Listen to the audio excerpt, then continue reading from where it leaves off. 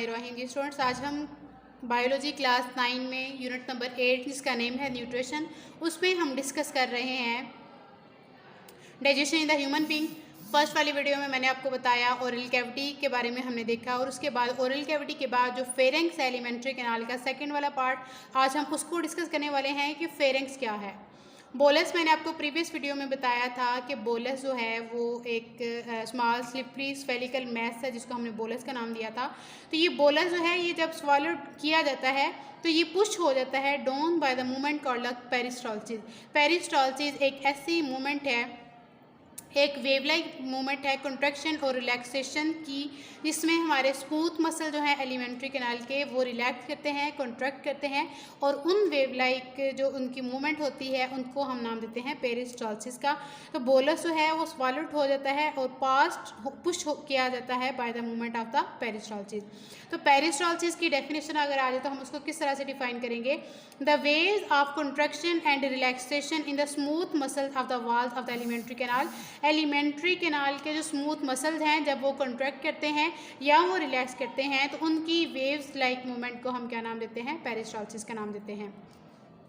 तो अब हम देखते हैं कि फेरेंक्स किस तरह से हेल्प कर रहा है हमारी फूड की डाइजेशन में। तो मैं आपको बताती चलूँ कि फेरेंक्स और ईज़ोफेगस जो है उनमें हमारी फूड की डाइजेशन नहीं होती। ये सिर्फ एक पाथवे है जो कि फूड को ओरल कैविटी से लेके कहाँ पे लेके जा रहा है? स्टमक के पास लेके जा रहा है, जहाँ पे जाके हमारे फूड की डाइजेशन होनी है। During swallowing the bolus is pushed to the back of the mouth. जब फूड को निगला जाता है तो बोलस जो है वो कहाँ पे चला जाएगा? Back of mouth by the tongue, जुबान के जरिए। The soft palate moves upward and to rear in order to close the opening of the nasal cavity. तो हमारा तालू जो है वो थोड़ा ऊपर हो जाएगा। थोड़ा ऊपर होने से फिर क्या है कि नेजल कैविटी का जो पैसेज वे है, नेजल कैविटी की जो ओपनिंग है वो क्लोज हो जाएगी। अब हम ये देखते हैं कि किस तरह से ट्रैकिया में फूड नहीं जाती। बोलस जो है वो ट्रैकिया में नहीं जाता, फेरेंक्स से वो कहाँ पे जाएगा? ईज़ोफेगस में जाएगा। तो कौन कौन सी अडाप्टेशन है? Pharynx has adaptation to prevent the entry of bolus in trachea. Allah ताला ने फेरेंक्स के पास जो है वो अडाप्टेशन रखी हुई हैं कि फूड की जो एंट्री है वो ट्रैकिया में ना जाए। तो किस तरह से इसको प्रिवेंट किया जाएगा कि फूड की एंट्री फेरेंक्स ईज़ोफेगस में जाए बल्कि ट्रैकिया में ना जाए? During swallowing larynx moves upward. Larynx क्या था? वॉइस बॉक्स है। लेरेंक्स मूव्स अपवर्ड, अपवर्ड हो जाएगा and forces the epiglottis into the horizontal position. तो एपिग्लॉटिस जो कि फ्लैप ऑफ टिश्यूज है, फ्लैप ऑफ कार्टिलेज जो है उसको हॉरिजॉन्टल पोजीशन में चला जाएगा। इस तरीके के साथ जो हमारा रेस्पिरेटरी ट्रैक्ट है, जो ट्रैकिया जो है वो क्लोज हो जाएगा, जो विंड पाइप है हमारा।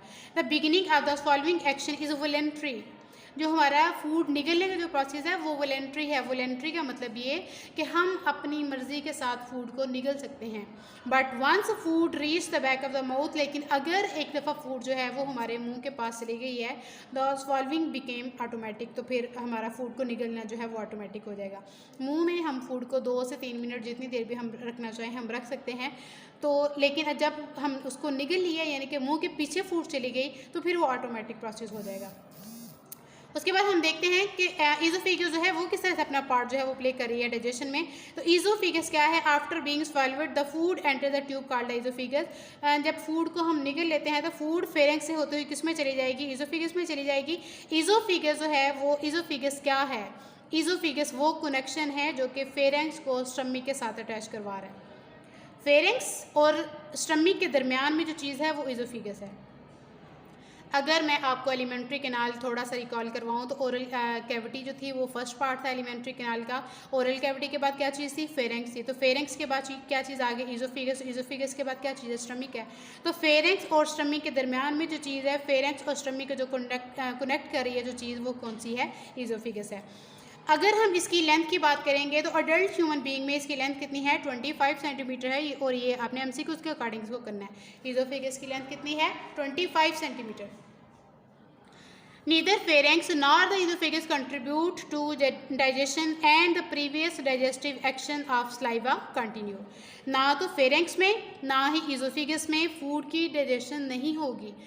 pharynx भी और esophagus भी कोई कंट्रीब्यूट नहीं करती in the process of digestion में, जबकि जो प्रीवियस डाइजेशन जो कि ओरल कैविटी में जो डाइजेशन हो रही है सलाइवा की वो कंटिन्यू रहेगी। ईज़ोफेगस और फेरेंक्स जो है ये एक पैसेज वे है कि ये हमारी फूड को लेके जा रही हैं कहाँ से कहाँ तक? ओरल कैविटी से फेरेंक्स लेके जा रही है, ईजोफेगस दरम्यान में आ रहा है, और ईजोफेगस के बाद फूड हमारी कहाँ पे चली जाती है, स्टमक में चली जाती है। तो अगर आपने ईजोफेगस को डिफाइन करना है तो आप क्या बताओगे, the tube which is locate between the pharynx and stomach is known as the oesophagus which connect the pharynx to the stomach, its length is 25 centimetre.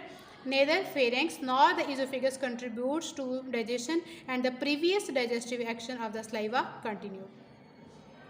तो ये था बेटा हमारा छोटा सा टॉपिक जिसमें हमने देखा फेरेंक्स को और ईजोफेगस को, जो कि डाइजेशन के प्रोसेस में हिस्सा तो नहीं ले रहे, लेकिन फिर भी एक पैसेज वे है जो कि ओरल कैविटी से हमारी फूड को लेके जा रहा है कहाँ पे, स्टमक में, किसके लिए, डाइजेशन के लिए।